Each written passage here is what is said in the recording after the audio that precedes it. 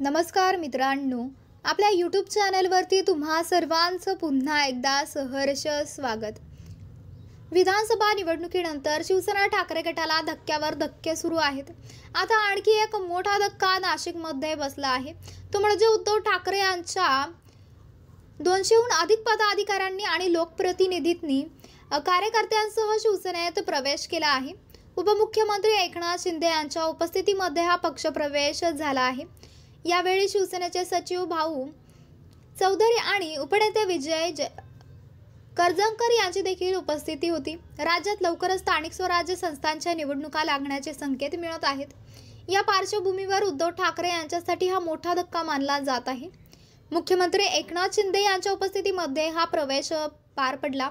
यावेळी ठाकरे गटाच्या नाशिक जिल्ह्यातल्या निफाड आणि दिंडोरीमधील अंदाजे 200हून अधिक पदाधिकाऱ्यांनी आणि लोकप्रतिनिधींनी आपल्या कार्यकर्त्यांसह शिवसेनेत प्रवेश केला। हा ठाकरे गटासाठी नाशिकमध्ये मोठा धक्का मानला जात आहे। या प्रवेशामुळे नाशिक जिल्ह्यात शिवसेनेची ताकद आता आणखी वाढली आहे। लोकसभा निवडणुकीमध्ये महाविकास आघाडीला मोठं यश मिळालं होतं, तर महायुतीच्या अनेक दिग्गज उमेदवारांना पराभवाचा धक्का बसला होता।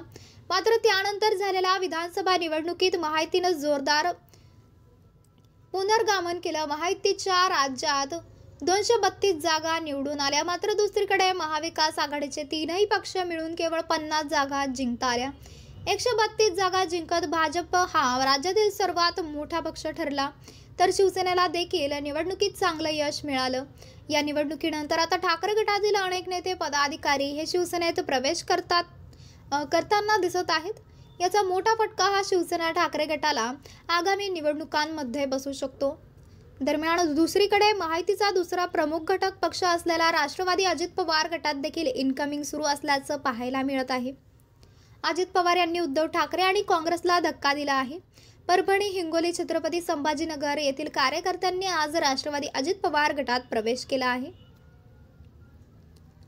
तर मित्रांनो, आपल्याला काय वाटतंय? आपली प्रतिक्रिया आम्हाला कमेंट बॉक्सच्या माध्यमातून नक्कीच कळवा आणि चॅनलला आणखीनही सबस्क्राईब केलं नसेल तर चॅनलला सबस्क्राईब करा, बेल आयकॉन प्रेस करा।